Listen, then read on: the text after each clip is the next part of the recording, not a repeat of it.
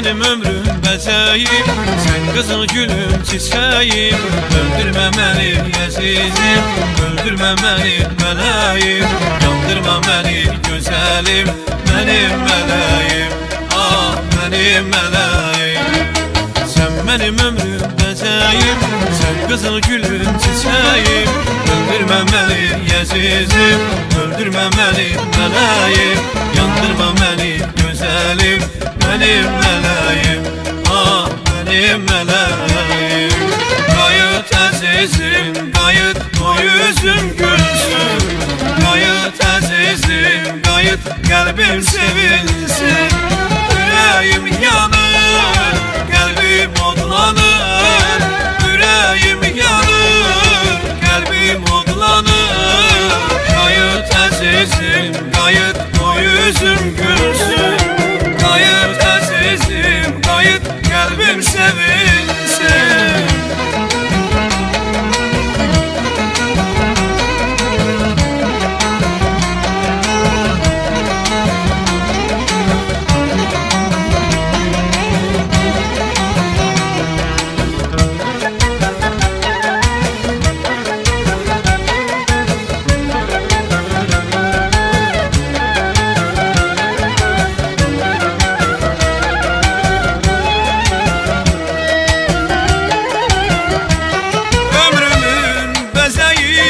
Eşkimin əzəli, mənim ülviyyətim, məhəbbətim, mənim mələyim.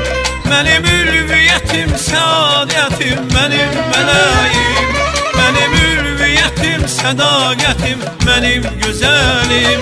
Mənim ülviyyətim, məhəbbətim, mənim mələyim. Qayıt əzizim, qayıt qəlbim sevinsin. Qayıt əzizim, qayıt qoy üzüm gülsün. Qayıt əzizim, qayıt qoy üzüm gülsün. Qayıt əzizim, qayıt qəlbim sevinsin.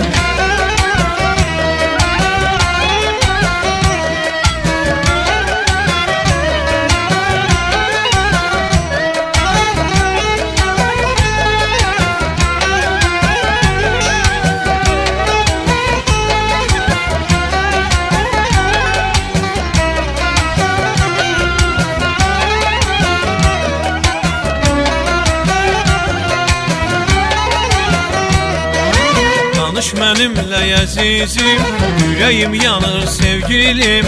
Düzü sevirəm ürəkdən, səni sevirəm ürəkdən.